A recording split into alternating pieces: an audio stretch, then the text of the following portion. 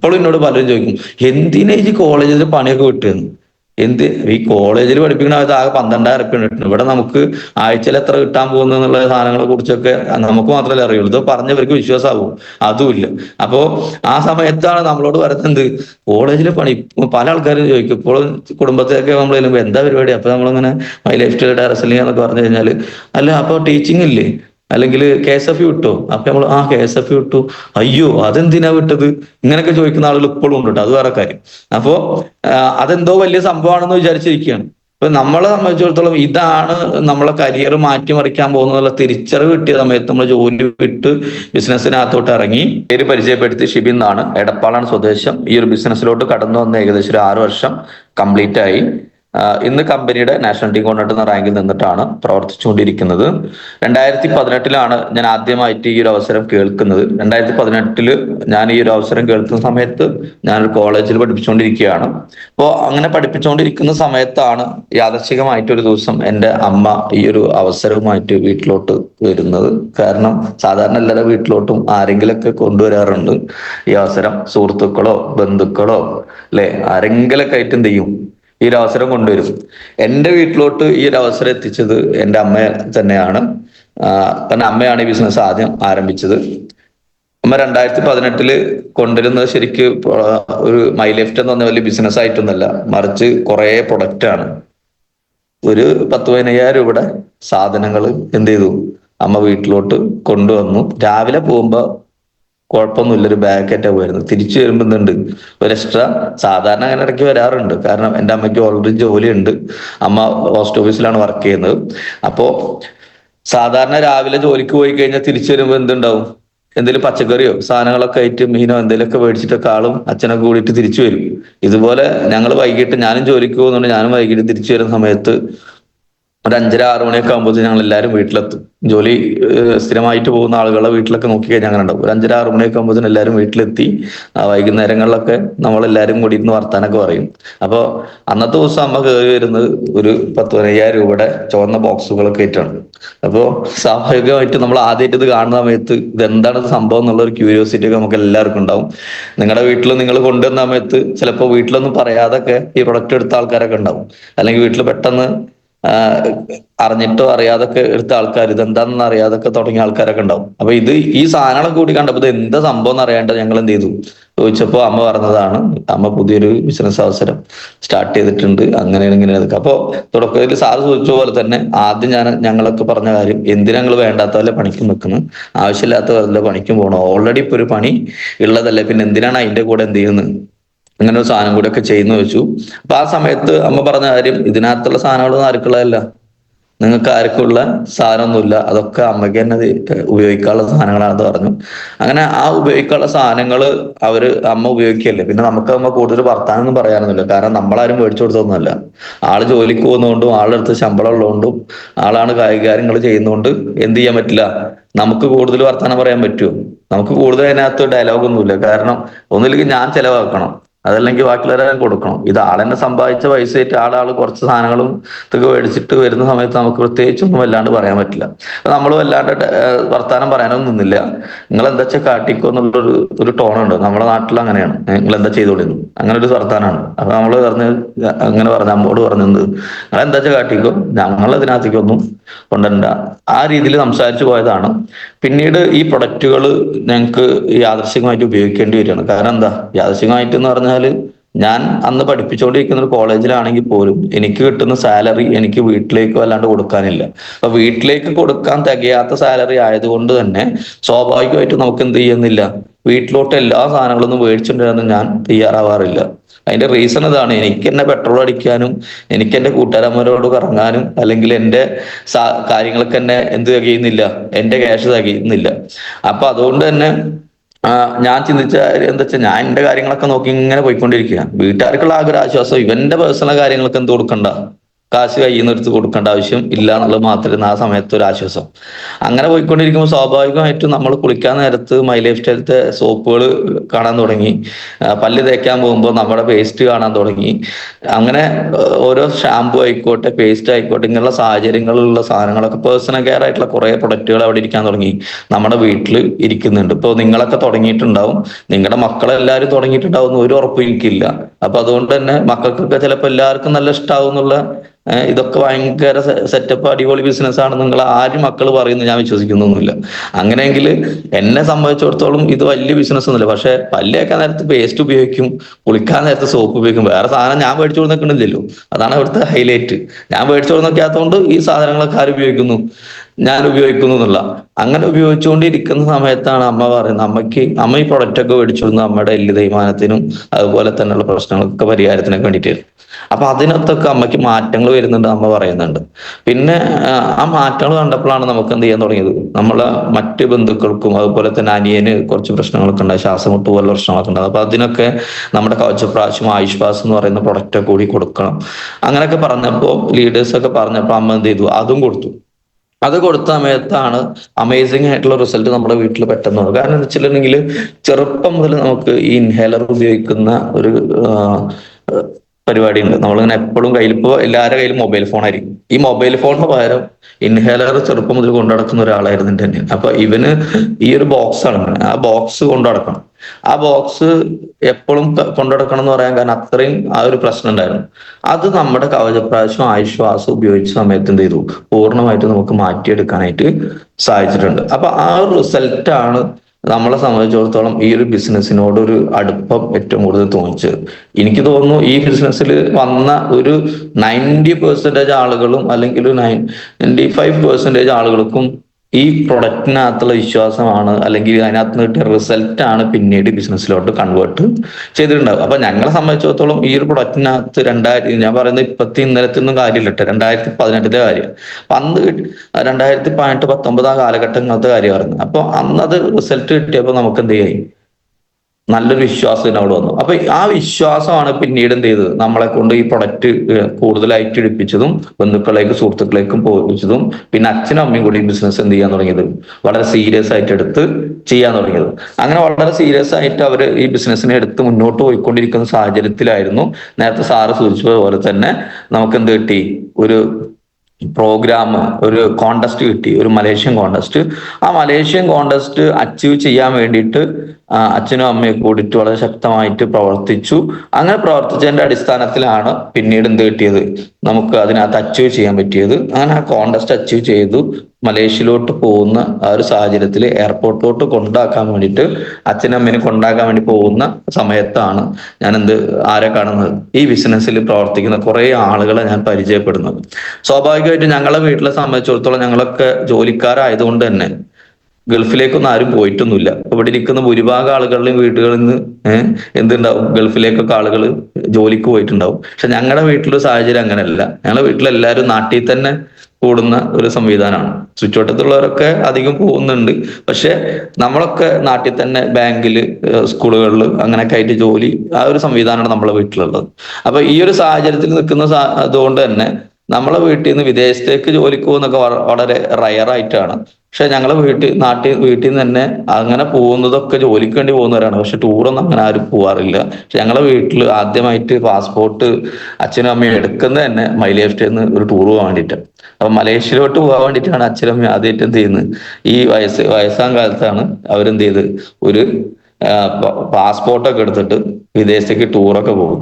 അങ്ങനെ ആ ടൂർ പോകാൻ കൊണ്ടാക്കുമ്പോൾ ഞങ്ങൾക്ക് ഭയങ്കര എക്സൈറ്റ്മെന്റാണ്. കാരണം ഞങ്ങളെ വീട്ടിൽ നിന്ന് ആദ്യമായിട്ടാണ് ഒരാൾ എന്ത് ചെയ്യുന്നത്, ഊട്ടി, കൊടൈക്കനാലും മൈസൂരൊക്കെ ഞങ്ങൾ പോയിട്ടുണ്ടെങ്കിലും മലേഷ്യയിലോട്ടൊക്കെ പോകുന്നത് ആദ്യമായിട്ടാണ്. അപ്പൊ ഞങ്ങളെ സംബന്ധിച്ചിടത്തോളം, നിങ്ങൾക്ക് അത് എത്രത്തോളം എക്സൈറ്റ്മെന്റ് ഉണ്ടാക്കുമെന്ന് എനിക്കറിയില്ല, പക്ഷെ ഞങ്ങളെ സംബന്ധിച്ചിടത്തോളം ഭയങ്കര സന്തോഷമുള്ള കാര്യമാണ്. അപ്പൊ ഞങ്ങൾ വണ്ടിയൊക്കെ വിളിച്ച് അവിടുന്ന് പോകുന്നു. അവിടെ പോയപ്പോൾ കുറെ ആളുകളെ ഞങ്ങൾക്ക് പരിചയപ്പെടാൻ പറ്റി. കാരണം ഒറ്റയ്ക്കല്ല അവർ പോകുന്നു, കുറെ ആളുകളുണ്ട് പോകുന്നത്. അപ്പൊ അവരൊക്കെ അമ്മ അങ്ങനെ പരിചയപ്പെടുത്തി തരുന്നു. ഇപ്പൊ നിങ്ങളാണെങ്കിലും ഒരു പ്രോഗ്രാമിൽ നിങ്ങളുടെ വീട്ടിൽ നിന്ന് ഒരാളെ കൊണ്ടുവന്ന് കഴിഞ്ഞിട്ടുണ്ടെങ്കിൽ നിങ്ങളുടെ കൂടെ ഒരു വർഷമായിട്ട് നിങ്ങളോട് വർക്ക് ചെയ്യുന്നുണ്ടെങ്കിൽ നിങ്ങളുടെ കൂടെ വർക്ക് ചെയ്യുന്ന ആൾക്കാരെ പരിചയപ്പെടുത്തുന്ന പോലെ അച്ഛനും അമ്മ എനിക്ക് അല്ലെങ്കിൽ അമ്മ എനിക്ക് പരിചയപ്പെടുത്തുന്ന കുറെ ആളുകളുണ്ട്.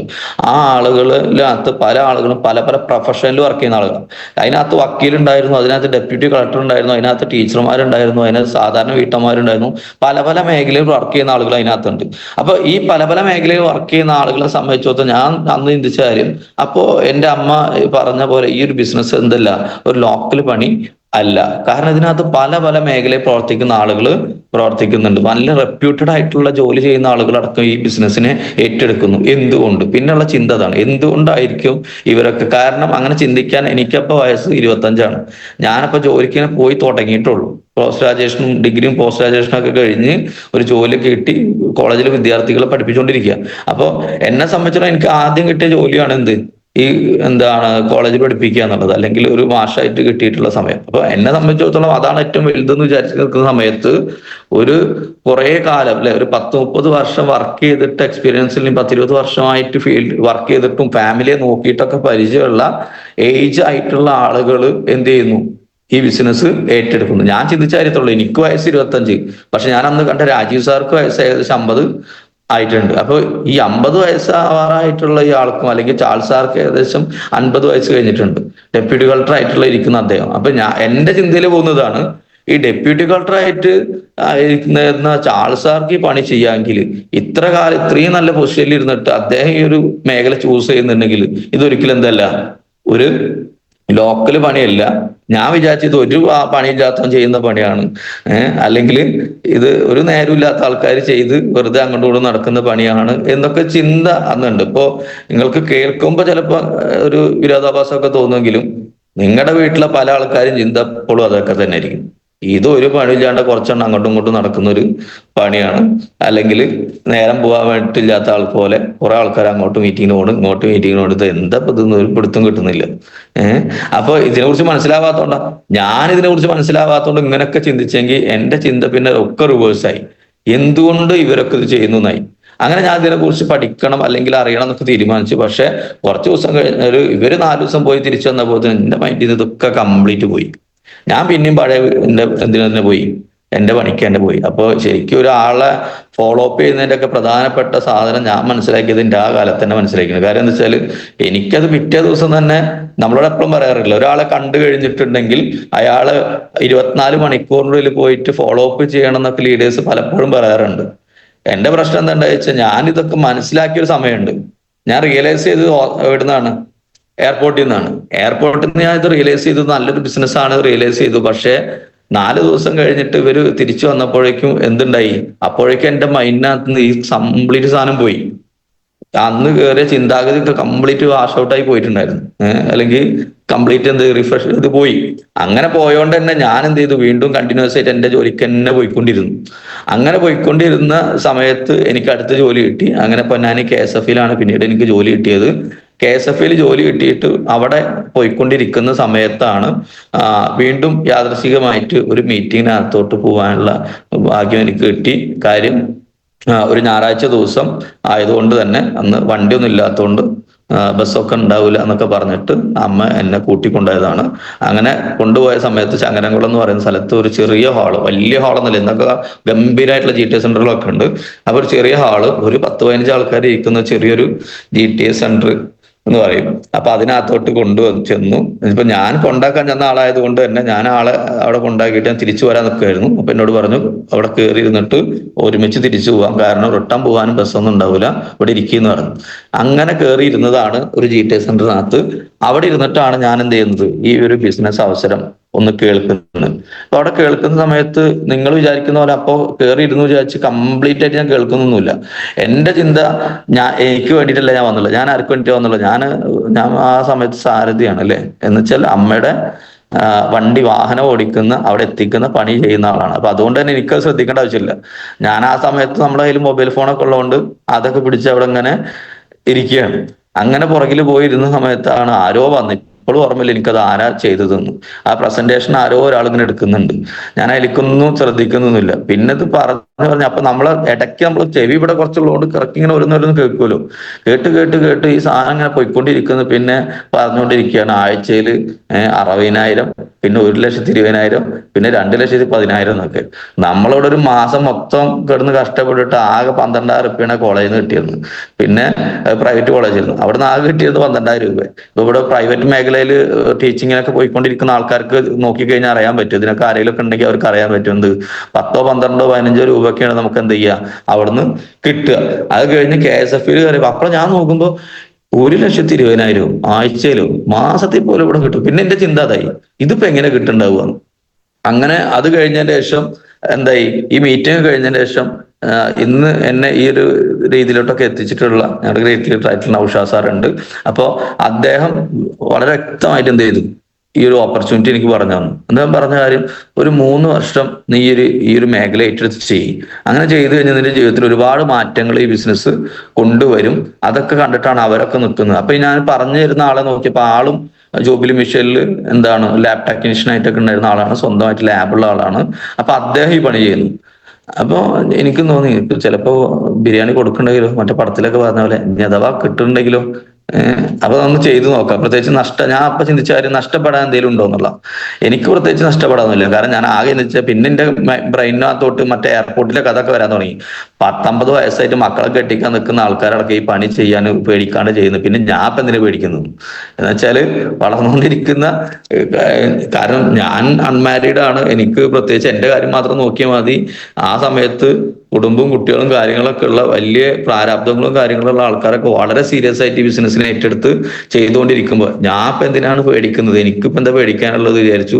അങ്ങനെ ചെയ്യാന്നുള്ള തീരുമാനത്തിലോട്ടൊക്കെ ഞാൻ എത്തി. അങ്ങനെ തുടങ്ങിയതാണ് പാർട്ട് ടൈം ആയിട്ട് ഞാൻ ഈ ബിസിനസ്. എന്തായാലും ഇന്ന് നിങ്ങളുടെ മുന്നിൽ ഇങ്ങനെ ഒരു ഗസ്റ്റൊക്കെ ആയിട്ട് വന്നിരിക്കുന്ന സംസാരിക്കുന്ന തരത്തിലോട്ട് ഈ ബിസിനസ് എന്നെ വളർത്തി. അങ്ങനെയെങ്കിൽ ആദ്യം ഈ ഒരു അവസരത്തിൽ അതിന് കൃത്യമായിട്ടുള്ള നന്ദി അറിയിക്കാനുള്ളത് ഒന്ന് അമ്മയോടും, അതുപോലെ തന്നെ ബിസിനസ് കൃത്യമായിട്ട് എനിക്ക് പറഞ്ഞു മനസ്സിലാക്കി തന്ന നൗഷാദ് സാറോടാണ്. ഈ ഒരു അവസരത്തിലും അവർക്കുള്ള നന്ദി ഞാനൊരു അവസരത്തിൽ അറിയിക്കുകയാണ്. അപ്പൊ ശരിക്കും എൻ്റെ അമ്മ എന്നിലേക്ക് എത്തിച്ചു തന്ന ഏറ്റവും നല്ലൊരു ഗിഫ്റ്റാണ് ശരിക്കും എന്ത് മൈ ലിഫ്റ്റ് എന്ന് പറഞ്ഞത്. അതുകൊണ്ടാണ് ഇപ്പൊ ഇത്രയും ആളുകളുടെ മുന്നിലൊക്കെ ഇരുന്ന് സംസാരിക്കുന്ന തരത്തിലോട്ട് തന്നെ ഇത് മാറ്റിയത്. അപ്പോൾ എല്ലാ പേരൻസും നിങ്ങള് മക്കൾക്ക് ഏറ്റവും നല്ലത് കൊടുക്കണമെന്നാണ് ഏറ്റവും കൂടുതൽ ആഗ്രഹിക്കുക. അങ്ങനെ എൻ്റെ അമ്മ എനിക്ക് തന്നൊരു നല്ലൊരു ഓപ്പർച്യൂണിറ്റിയാണ് എന്ത് മൈ ലിഫ്റ്റിൽ. അപ്പൊ നിങ്ങളുടെ വീട്ടിലും നിങ്ങൾക്ക് മക്കൾക്ക് കൊടുക്കാൻ പറ്റുന്നതാണ്. പക്ഷെ ഒറ്റ കാര്യം ചിന്തിക്കേണ്ടുള്ളൂ, ഞാൻ അമ്മ തുടങ്ങിയിട്ട് 1.5 വർഷം കഴിഞ്ഞിട്ടാണ് തുടങ്ങിയിട്ടുള്ളത്. പ്രത്യേകം ശ്രദ്ധിച്ചു ഞാൻ പറയുന്ന വീട്, ഞാൻ ഈ ബിസിനസ് തുടങ്ങിയത്, എൻ്റെ അമ്മ ഈ ബിസിനസ് തുടങ്ങിയിട്ട് 1.5 വർഷം കഴിഞ്ഞിട്ടാണ്. അതുകൊണ്ട് തന്നെ എന്നെക്കാളും മുന്നേ NTC ആയത് എൻ്റെ അമ്മയാണ്. അപ്പോ പറഞ്ഞുകൊണ്ടുവന്ന കാര്യം, ഞങ്ങളുടെ വീട്ടിൽ ഞങ്ങൾ 2 NTC-മാരാണ്. ഒന്ന് അമ്മയുടെ ഐഡിയില്, ഞാൻ എൻ്റെ ഐഡിയില്. അപ്പോൾ ഞങ്ങൾ 2 NTC-മാരാണ് വീട്ടില്. അപ്പോൾ അതിൻ്റെതായ മാറ്റങ്ങൾ ഞങ്ങൾക്ക് വീട്ടിൽ ഉണ്ടാക്കാനും പറ്റിയിട്ടുണ്ട്. അപ്പൊ ഞാൻ പറഞ്ഞുകൊണ്ടുവന്ന കാര്യം, ആദ്യം അമ്മ തുടങ്ങി, പിന്നീട് ഞാൻ വളരെ 1.5 വർഷം കഴിഞ്ഞിട്ട് വന്നത്.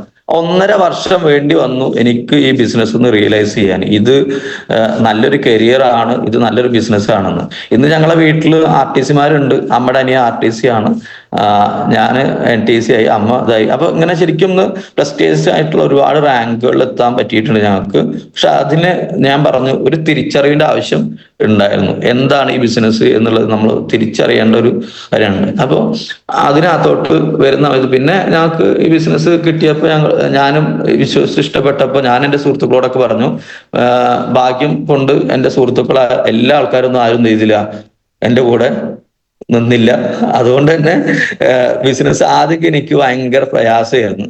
കാരണം ഒന്നാമത്തത് ഏജന്റ് ഉണ്ടായിരുന്നു. കാരണം ഞാൻ പറഞ്ഞു ചെല്ലുന്നതൊക്കെ എൻ്റെ പ്രായത്തിലുള്ള ആയിക്കൊണ്ട് തന്നെ ഞങ്ങളുടെ പ്രായത്തിലുള്ള ഒരു പ്രത്യേകത എന്താണെന്ന് വെച്ചിട്ടുണ്ടെങ്കിൽ, ഇക്കരെ നിൽക്കുമ്പോൾ അക്കരെ പച്ച എന്ന് ഒരു പ്രശ്നമുണ്ട്. അപ്പോൾ ഇവിടെ നിൽക്കുമ്പോൾ അവിടെയാണ് ഏറ്റവും സുഖം എന്നുള്ള തോന്നല് ഉള്ളത് കൊണ്ട് തന്നെ ആദ്യത്തെ കുറച്ചു കാലമൊക്കെ എനിക്ക് ബിസിനസ് ചെയ്യുന്ന സമയത്ത് തോന്നിയത് ഇതിനേക്കാൾ നല്ല ജോലി തന്നെയാണ് ജോലി. പക്ഷെ ഒരുപാട് ട്രെയിനിങ്ങുകളിലൂടെയും മീറ്റിങ്ങുകളിലൂടെ ഒക്കെ കടന്നുപോയ സമയത്ത് എനിക്ക് മനസ്സിലായി ഈ ബിസിനസ് തന്നെയാണ് എൻ്റെ കരിയർ മാറ്റി തിരിക്കാൻ പോകുന്നത്. അപ്പോൾ ഒന്ന് പ്രവർത്തിക്കാൻ തീരുമാനിച്ചു.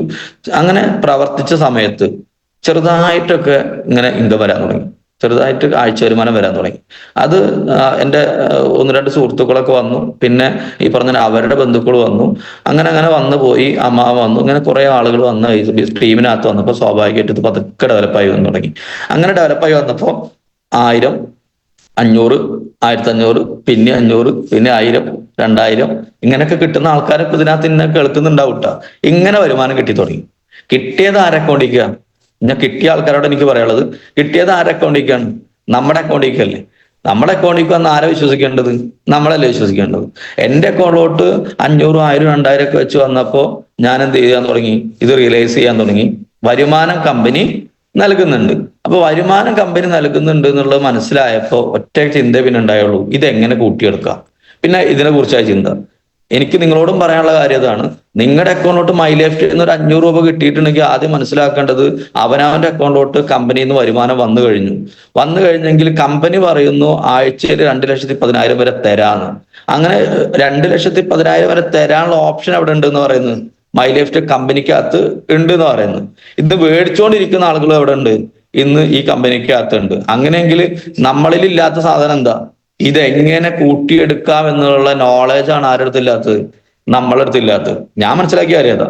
എനിക്ക് 500, 1000, 2000 കിട്ടുന്ന സമയത്ത് എനിക്ക് മനസ്സിലായി ഇതിനകത്ത് നോളജ് ആണ് നമുക്ക് ഏറ്റവും പ്രധാനമായിട്ട് വേണ്ടത്. എങ്ങനെ വാങ്ങിയെടുക്കാം, എങ്ങനെ വരുമാനം കൂട്ടാം, ഈ ഒരു നോളജ് കൃത്യമായിട്ടാണ് ഞാൻ മനസ്സിലാക്കിയിടത്തോളം. എല്ലാ മേഖലയിലും നോളജ് കൂടുമ്പോഴാണ്, അല്ലെങ്കിൽ ആ ഒരു മേഖലയെ കുറിച്ചുള്ള അറിവും എക്സ്പീരിയൻസും കൂടുമ്പോഴാണ് നമുക്ക് എന്തുണ്ടാവുന്നത്? നോളജ് ആണ് വേണ്ടത്. നോളജ് നമുക്ക് നന്നായിട്ട് വേണം. ബിസിനസ്സിനകത്ത് നമുക്ക് വേണ്ടത് നോളജാന്ന് മനസ്സിലായി. അപ്പൊ ആ നോളജ് കൂട്ടിയെടുത്തു കഴിഞ്ഞാൽ എന്ത് നോളജ് വേണ്ടത്? എങ്ങനെ ബിസിനസ് ഡെവലപ്പ് ചെയ്യാം. ഈ ബിസിനസ് എനിക്ക് അറിയാത്ത ഒരു സാധനമാണ്. അപ്പൊ അതുകൊണ്ട് ഇത് എങ്ങനെ കൂട്ടിയെടുക്കാം. പിന്നെ ഇതായി ചിന്ത. പിന്നെ ഞാനിങ്ങനെ KSF ഇങ്ങനെ നടക്കുമ്പോ ഒക്കെ ചിന്ത എന്താണെന്നറിയോ? ആർക്കൊക്കെ എത്ര ശമ്പളം കിട്ടുന്നുണ്ട്? എവിടെ? KSF, അല്ലാണ്ട് മൈലേഫ്റ്റിലല്ല. KSF ആൾക്കാരുടെ ശമ്പളം എത്രയെന്നുള്ളത് തപ്പലാണ് പിന്നിന്റെ പണി. കാരണം ഞാൻ ഇരിക്കുന്ന സ്ഥാപനം അതാണല്ലോ. ഞാൻ എന്നിട്ട് എല്ലാവരും ശമ്പളം അറിയാൻ വേണ്ടിയിട്ട് ഇങ്ങനെ പതുക്കെ കൂടിക്കൂടിയിട്ട് ഓരോരുത്തരടുത്തും പോയി നോക്കിയ സമയത്ത് എനിക്ക് മനസ്സിലായ ഒരു സത്യം എന്ന് പറയുന്നത്, അവിടെ 2 ലക്ഷം രൂപ മാസ വരുമാനം മേടിക്കുന്ന ഒരാൾ പോലും ഇല്ല. ഞാൻ പറഞ്ഞ പോയിന്റ് ഇവിടെ കിട്ടിയോ? 2 ലക്ഷം രൂപ മാസം ശമ്പളം മേടിക്കുന്ന ഒരാൾ പോലും എവിടെ ഇരിക്കുന്നില്ല? KSF ഇരിക്കുന്നില്ല. നിങ്ങളും പോയി അന്വേഷിച്ച് നോക്കിക്കോളി. ഞാൻ നോക്കിയപ്പോ ഞാൻ വർക്ക് ചെയ്യുന്ന ഒരാൾക്ക് പോലും എന്തില്ല?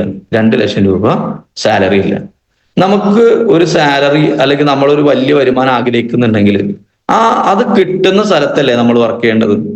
ഞാൻ പഠിക്കുന്ന കാലത്തൊക്കെ എനിക്ക് ആഗ്രഹം 1 ലക്ഷം രൂപ ശമ്പളം വേണം, 1.5 ലക്ഷം രൂപ ശമ്പളം വേണം, ഇതൊക്കെ ആയിരുന്നു. പക്ഷെ പഠിച്ചു കഴിഞ്ഞ് ജോലിക്ക് കയറിയപ്പോഴാണ് മനസ്സിലായത് 12,000 കിട്ടുള്ളൂ, 10,000 കിട്ടുള്ളൂ തുടക്കത്തിൽ എന്നൊക്കെ. പക്ഷെ പഠിച്ചിറങ്ങുമ്പോ ഇപ്പൊ നിങ്ങളുടെ വീട്ടിലൊക്കെ വിദ്യാർത്ഥികൾ വളരെ ആവേശത്തോടു കൂടി പഠിച്ചുകൊണ്ടിരിക്കും. അവരാരും നിങ്ങളെന്ത് ചെയ്ത് മനസ്സ് പഠിപ്പിക്കരുത്. കാര്യത്രയാണ്, പഠിച്ചിറങ്ങി കഴിഞ്ഞാൽ ആദ്യത്തെ ശമ്പളം കുറച്ചു കാലം അല്ലെ അവർ പറയുന്നത് എന്താ? എക്സ്പീരിയൻസ്. ഈ എക്സ്പീരിയൻസ് ഞാൻ നേരത്തെ പറഞ്ഞ നോളജ്. ആ ചെയ്യുന്ന കാര്യത്തെ കുറിച്ച് എന്ത് വേണം? നല്ല അറിവും നല്ല കാര്യങ്ങളും വരുന്ന സമയത്താണ് എന്ത് ചെയ്യുന്നത്? സാലറി കൂടുന്നത്. ഇവിടെ മൈലേഫ്റ്റിൽ അങ്ങനല്ലേ? മൈലേഫ്റ്റിൽ വന്ന് 5 വർഷം കൊണ്ട് നിങ്ങൾ ഇതിനകത്ത് കൂടെ നിങ്ങൾക്ക് കിട്ടുന്ന ആ എക്സ്പീരിയൻസിനാണ് കാശ്. ഞാൻ മനസ്സിലാക്കിയ സാധനമായിട്ടാണ് ഞാൻ പറഞ്ഞു തരുന്നത്. നിങ്ങൾക്ക് ഇത് എങ്ങനെ വേണമെങ്കിലും കൊടുക്കാം. പക്ഷെ ഞാൻ മനസ്സിലാക്കിയത് മൈലേഫ്റ്റിൽ വന്ന ഉടനെ 2,10,000 തരില്ല. ഇതെങ്ങനെ മേടിക്കണം എന്നുള്ളതിനെ കുറിച്ച് നമ്മൾ പഠിക്കണ്ടേ. ഞാൻ അതിനെ കുറിച്ച് അപ്പൊ തീരുമാനിച്ചു, ഇത് ഇവിടെ KSF ഒരാൾക്കും കിട്ടുന്നില്ല കേട്ടോ. എന്ത് 2 ലക്ഷം. അപ്പൊ പിന്നെ എവിടെ നിന്നിട്ട് കാര്യമില്ല, KSF നിന്നിട്ട് കാര്യമില്ല. പിന്നെ ഞാൻ നോക്കിയത് മൈലേഫ്റ്റിൽ കിട്ടണോ എന്നുള്ള. അപ്പൊ ഞാൻ ഇടയ്ക്കിടയ്ക്ക് ഇങ്ങനെ ഓരോ മീറ്റിംഗിൽ ഇങ്ങനെ പോയിരിക്കും. അങ്ങനെ പോയിരുന്ന സമയത്ത് കുറെ ആളുകൾ ഇതിനകത്ത് കൂടെ വലിയ വലിയ വരുമാനം മേടിക്കുന്ന കണ്ടു. അവരൊക്കെ പല പല ജോലിയുള്ളവരും ബിസിനസ് ഉള്ളവരും ഇങ്ങനെയുള്ള ആൾക്കാരാ. പിന്നെ എനിക്ക് മനസ്സിലായി ഞാൻ അധിക കാലം അവിടെ നിന്നിട്ട് കാര്യമില്ല, KSF നിന്നിട്ട് കാര്യമില്ല. കാരണം എന്താ? അവിടെ 20 കൊല്ലം പണിയെടുത്താലും എനിക്ക് എന്ത് കിട്ടൂല?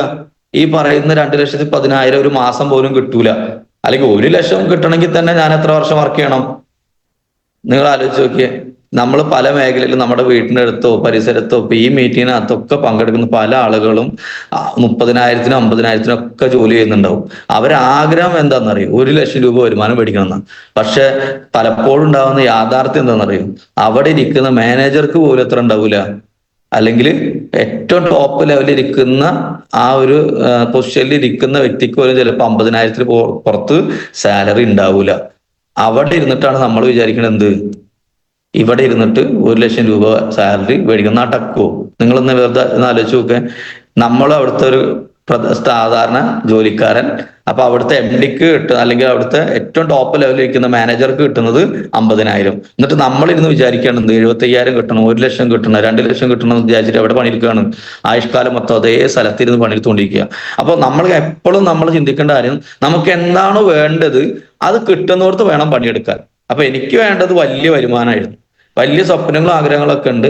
അപ്പൊ അത് കിട്ടുന്ന പ്ലാറ്റ്ഫോം മൈ ലൈഫ് സ്റ്റൈലാന്ന് എനിക്ക് തിരിച്ചറിവ് വന്നപ്പോ KSF അടുത്ത 30 കൊല്ലം പണിയെടുത്താലും എനിക്ക് മാസം 2 ലക്ഷം രൂപ കിട്ടാൻ പോകുന്നില്ല എന്നുള്ള യാഥാർത്ഥ്യം ഞാൻ തിരിച്ചറിഞ്ഞപ്പോൾ ഞാൻ എന്ത് ചെയ്തു, എന്റെ ജോലി വേണ്ടാന്ന് വെച്ചിട്ട് ഫുൾ ടൈം ആയിട്ട് ബിസിനസ്സിനകത്തോട്ട് ഇറങ്ങി. അങ്ങനെ ഇന്നക്ക് ഇപ്പൊ ഏകദേശം നോക്കുകയാണെങ്കിൽ ഒരു 6 വർഷം ആവാറായി ഞാൻ ഈ ബിസിനസ്സിനകത്തോട്ട് ഒരു ലൈഫ് ടൈം കരിയർ ആയിട്ട് ഏറ്റെടുത്ത് തുടങ്ങിയിട്ട്. അപ്പോൾ അതിനുശേഷം ജോലിയൊക്കെ ഏറ്റെടുത്തപ്പോൾ നമുക്ക് എന്ത് വിട്ടപ്പോൾ നമുക്ക് കുറച്ചും കൂടി ആവേശമായി ബിസിനസ് ചെയ്യാൻ. ആവേശത്തോടു കൂടി ഇറങ്ങി. തുടക്ക സമയത്തൊന്നും ഒരു മനുഷ്യൻ പോലും നമ്മളെ തിരിഞ്ഞു നോക്കിയില്ല, എല്ലാവരും കളിയാക്കി. ആൾക്കാരൊക്കെ പറഞ്ഞ കാര്യം എന്താണ്, നല്ലൊരു ചെക്കനായിരുന്നു, പെണ്ണി സോപ്പും വെക്കാൻ വേണ്ടി നടക്കുകയാണ്, അതുപോലെ നല്ലൊരു ജോലി ഉണ്ടായിരുന്നല്ലേ, അതൊക്കെ വിട്ടിട്ട് ഇപ്പൊ എന്ത് ചെയ്യണം. ഈ പറയുന്ന നല്ല ജോലിയിൽ എന്താ കിട്ടണമെന്ന് ആർക്കേ അറിയുള്ളൂ, എനിക്ക് മാത്രമേ അറിയുള്ളൂ. പക്ഷെ അവര് പറയുന്ന കാര്യം എന്താ, നല്ല ജോലി ഉണ്ടായിരുന്നതാണ്. ഇപ്പോഴും എന്നോട് പലരും ചോദിക്കും, എന്തിനാ ഈ കോളേജിൽ പണിയൊക്കെ വിട്ടുന്നു. ഈ കോളേജിൽ പഠിപ്പിക്കണ അത് ആകെ 12,000 കിട്ടുന്നു. ഇവിടെ നമുക്ക് ആഴ്ചയിൽ എത്ര കിട്ടാൻ പോകുന്നു എന്നുള്ള സാധനങ്ങളെ കുറിച്ചൊക്കെ നമുക്ക് മാത്രമല്ലേ അറിയുള്ളൂ. ഇത് പറഞ്ഞവർക്ക് വിശ്വാസമാവും, അതുമില്ല. അപ്പോ ആ സമയത്താണ് നമ്മളോട് പറയുന്നത് കോളേജിൽ പണി. പല ആൾക്കാരും ചോദിക്കും, ഇപ്പോൾ കുടുംബത്തിലൊക്കെ നമ്മൾ ചെല്ലുമ്പോൾ എന്താ പരിപാടി, അപ്പൊ നമ്മളിങ്ങനെ മൈ ലൈഫ് സ്റ്റൈൽ ഡയറക്ടറിംഗ് എന്നൊക്കെ പറഞ്ഞു കഴിഞ്ഞാല്, അല്ല അപ്പൊ ടീച്ചിങ് ഇല്ലേ, അല്ലെങ്കിൽ KSF വിട്ടോ. അപ്പൊ നമ്മൾ KSF വിട്ടു, അയ്യോ അതെന്തിനാ വിട്ടത്, ഇങ്ങനെയൊക്കെ ചോദിക്കുന്ന ആളുകൾ ഇപ്പോഴും ഉണ്ട് കേട്ടോ, അത് വേറെ കാര്യം. അപ്പോ അതെന്തോ വലിയ സംഭവമാണെന്ന് വിചാരിച്ചിരിക്കുകയാണ്. ഇപ്പൊ നമ്മളെ സംബന്ധിച്ചിടത്തോളം ഇതാണ് നമ്മളെ കരിയർ മാറ്റിമറിക്കാൻ പോകുന്നുള്ള തിരിച്ചറിവ് കിട്ടിയ സമയത്ത് നമ്മൾ ജോലി വിട്ട് ബിസിനസ്സിനകത്തോട്ട് ഇറങ്ങി. ഒരുപാട് സ്ട്രഗിളിങ് ഉണ്ടായിരുന്നു തുടക്ക സമയത്ത്. ആ സ്ട്രഗിളിങ് ഒക്കെ ഓവർകം ചെയ്ത് നമ്മൾ പോയ സമയത്ത്, തുടക്ക സമയത്ത് ആദ്യം വാങ്ങിയത് ഒരു കാറാണ്, ഒരു ടാറ്റ ടിയാഗോ എന്ന് പറയുന്ന വാഹനം ഈ ബിസിനസ്സിലൂടെ സ്വന്തമാക്കാനായിട്ട് സാധിച്ചു. ആ കാറ് ഓടിച്ച് ബിസിനസ് വീണ്ടും വീണ്ടും പല പല ഏരിയകളിലോട്ട് ഡെവലപ്പ് ചെയ്യാൻ ശ്രമിച്ചതിന്റെ ഭാഗമായിട്ട് തന്നെ ഒരു ബ്രസ എന്ന് പറയുന്ന വാഹനം നമുക്ക് സ്വന്തമാക്കാനായിട്ട് ഒരു 12 ലക്ഷം രൂപ വരെ വരുന്ന ആ വാഹനം മേടിക്കാൻ ബിസിനസ് കൂടെ പറ്റി. അതുകൂടാതെ തന്നെ ഒരു കാറും കൂടി, ഒരു അൾട്ടോ കേട്ട എന്ന് പറയുന്ന ഒരു പുതിയ വാഹനം കൂടി ഫീൽഡ് വർക്കൊക്കെ കാര്യങ്ങൾക്കൊക്കെ വേണ്ടിയിട്ട് നമുക്ക് പർച്ചേസ് ചെയ്യാനായിട്ട് ഈ ബിസിനസ്സിൽ കൂടെ പറ്റിയിട്ടുണ്ട്. ഏറ്റവും പ്രധാനപ്പെട്ട കാര്യം, ഈ കാറുകളൊന്നും കൊണ്ടു നിർത്താനുള്ള വഴി ഞങ്ങളുടെ വീട്ടിലേക്ക് ഇല്ല എന്നുള്ളതാണ്. അപ്പോൾ ഈ കാറൊക്കെ നമ്മൾ നിർത്തിയിടുന്നത് റോഡ് സൈഡിലായിരുന്നു. റോഡ് സൈഡിൽ നിർത്തിയിടുന്നതിന് പ്രധാനപ്പെട്ട കാരണം എന്തായിരിക്കും, വീട്ടിലേക്ക് വണ്ടികളൊന്നും കയറൂല. കാറൊക്കെ റോട്ടിൽ നിർത്തിയിരുന്നോണ്ട് ഇപ്പൊ മഴക്കാലല്ലേ, ഈ മഴ പെയ്ത് കഴിഞ്ഞാൽ നമുക്ക് മനസ്സമാധാനക്കെടാം, എന്തെങ്കിലും വന്നിട്ട് അതിന്റെ നമ്മൾ വീഴുവോ. കാരണം എന്താ, നമ്മളെ കൺമുന്നില്ലല്ലോ, സാധനം കിടക്കുന്ന വീടിന്റെ അവിടുന്ന് കുറെ അപ്പുറത്താണ്. അപ്പൊ നമുക്ക് എപ്പോഴും കാണുന്നുമില്ല. നമ്മൾ കിടന്നുറങ്ങി കഴിഞ്ഞാൽ നല്ല ഇടിയും മഴയൊക്കെ വന്നു കഴിഞ്ഞാൽ ആകെ ടെൻഷനാണ്. കാരണം ആകെ 2 ബൈക്ക് ഉണ്ടായിരുന്ന വീട്ടിൽ 2 കാറൊക്കെ കൊടുത്തിട്ട്, അതും റോട്ടിൽ തന്നെയാണ്. അപ്പൊ നമ്മളെ സംബന്ധിച്ചത് ഇത് എന്തോ വലിയ നിധിയാണ്. അപ്പൊ ഇതിന് മുകളിൽ എന്തെങ്കിലും വന്ന് വീഴോ ഈ പേടിയാണ്. പിന്നെ ദൈവം ഭയങ്കര സംഭവമായത് കൊണ്ട് തന്നെ നമ്മൾ ആഗ്രഹിക്കുന്നൊക്കെ സാധിപ്പിച്ചു തരും. നമ്മളോട് ഇപ്പൊ ലീഡേഴ്സ് ഒക്കെ പറയാറില്ലേ, നമ്മൾ ആഗ്രഹിക്കുന്ന എന്താണോ, നമ്മളെ മനസ്സിൽ എന്താണോ കൂടുതൽ നമ്മൾ ആഗ്രഹിക്കുന്നത്, ആ സാധനം നടക്കുന്നു. ഞാൻ ആഗ്രഹിച്ച പോലെ തന്നെ നടന്നു. ആഗ്രഹിച്ചതല്ല, പക്ഷെ മനസ്സിനകത്ത് ഇങ്ങനെ ചിന്തിച്ചുകൊണ്ടേയിരിക്കുക. ഫുൾ ടൈം നമ്മൾ ചിന്തിക്കുന്നത് എന്താ, എന്തെങ്കിലും വീഴോ. അങ്ങനെ ഒരു ദിവസം തെങ്ങ് വന്നു വേണം. അപ്പോ ഈ തെങ്ങ് വന്ന് വീണ സമയത്ത് നമ്മളെ സംബന്ധിച്ചിടത്തോളം ഭയങ്കര വിഷമായി. കാരണം വണ്ടിയുടെ മുകളിൽ ഒരു തെങ്ങ് വന്ന് വീഴുക എന്നൊക്കെ പറഞ്ഞാൽ, അത് കുറച്ച് ഉറപ്പുള്ള വണ്ടി ആയതുകൊണ്ട്, ടിയാഗോ എന്ന് പറയുന്ന വാഹനം ആയതുകൊണ്ട് വല്ലാണ്ട് പരിക്കൊന്നും പറ്റിയില്ല. അങ്ങനെ യാദൃശ്ചികമായിട്ടാണ് നമുക്ക് ഒത്ത പോലത്തെ ഒരു റോഡ് സൈഡിന് തന്നെ ഒരു വീട് നമുക്ക് കിട്ടി. അങ്ങനെ ഇന്ന് ഏകദേശം ഇപ്പൊ ഈ വരുന്ന ഓണത്തിന് ഒരു വർഷം കംപ്ലീറ്റ് ആവുകയാണ്. മൈ ലൈഫ് സ്റ്റൈലിലൂടെ പുതിയൊരു വീട് മേടിച്ച്, 60 ലക്ഷത്തിന്റെ വീടും പറമ്പൊക്കെ മേടിച്ച് അവിടെയാണ് ഇപ്പൊ താമസം കുറച്ചു കാലമായിട്ട്. അപ്പോ ഇനി ശരിക്കും പറഞ്ഞു കഴിഞ്ഞിട്ടുണ്ടെങ്കിൽ ഈ പറഞ്ഞ ഓണത്തിന്റെ ഉത്രാടപ്പാച്ചിൽ എന്നൊക്കെ പറയില്ല, അന്നാണ് കഴിഞ്ഞ ആ ദിവസമാണ് ഞങ്ങൾ ഇവിടേക്ക് താമസം മാറിയത്. ആ വീട്ടിൽ ഇരുന്നിട്ടപ്പോൾ നിങ്ങളോട് സംസാരിക്കുന്നത്. അപ്പോ ഓണത്തിന് സെപ്റ്റംബറോട് കൂടി, ആ ഓണത്തിന്റെ സമയമാകുമ്പോട് കൂടിയിട്ട് ഒരു വർഷം കംപ്ലീറ്റ് ആവുകയാണ് ഈ ഒരു വീട്ടിലോട്ട് മാറിയിട്ട്. ഇപ്പോ ഞങ്ങളെ സംബന്ധിച്ചിടത്തോളം ഏറ്റവും വലിയ സ്വപ്നമായിരുന്നു എന്ത്, വഴിയുള്ള ഒരു സ്ഥലത്തേക്ക് ഒരു വീട് എന്നുള്ളത്. പിന്നെ ഞങ്ങളെ നാട്ടിലുണ്ടാകുന്ന ഏറ്റവും വലിയ പ്രശ്നമായിരുന്നു വെള്ളത്തിന്. അപ്പൊ ഈ 2 സൗകര്യങ്ങൾ കിട്ടിയപ്പോൾ ഞങ്ങൾ എന്ത് ചെയ്തു, അതിലോട്ടൊക്കെ മാറാനൊക്കെ സഹായിച്ചു. ഇപ്പൊ ഇന്നെന്താ ഗുണം വെച്ചാല്, നമ്മുടെ വണ്ടികളൊക്കെ എവിടെ ഉണ്ട്, നമ്മുടെ മുറ്റത്ത് തന്നെ ഉണ്ട്. അതുപോലെ തന്നെ ആർക്കെങ്കിലൊക്കെ നമ്മുടെ വീട്ടിലേക്ക് വരുമ്പോൾ എവിടെയെങ്കിലും വണ്ടി നിർത്തി വരുന്ന സാഹചര്യമൊക്കെ മാറി വീട്ടിലോട്ട് ഡയറക്റ്റ് വരാൻ പറ്റുന്ന സാഹചര്യത്തിലോട്ട് മാറിയിട്ടുണ്ട്. അപ്പൊ ഇതിനകത്തോട്ടൊക്കെ എത്തിച്ച കമ്പനിയാണ് മൈ ലൈഫ് സ്റ്റൈൽ എന്ന് പറയുന്ന കമ്പനി. അങ്ങനെ ഞങ്ങളുടെ ജീവിതത്തിൽ ഒരുപാട് മാറ്റങ്ങൾ ഇതിനകത്ത് ഉണ്ടാക്കിയിട്ടുണ്ട്. പക്ഷെ ഈ മാറ്റങ്ങളോട്ടൊക്കെ വരണമെങ്കിൽ, നമുക്കും എത്താൻ പറ്റണമെങ്കിൽ എന്ത് ചെയ്യണം, ഈ ബിസിനസ് എങ്ങനെയാണ് പോകുന്നത്, എന്തൊക്കെയാണ് ഇതിന്റെ മാറ്റങ്ങൾ, അല്ലെങ്കിൽ ഏത് വഴി കൂടെയാണ് ബിസിനസ് പോയിക്കൊണ്ടിരിക്കുന്നതിനെ കുറിച്ച് കൃത്യമായ ധാരണ ആർക്കുണ്ടായിരിക്കണം, നമുക്ക് ഉണ്ടായിരിക്കണം.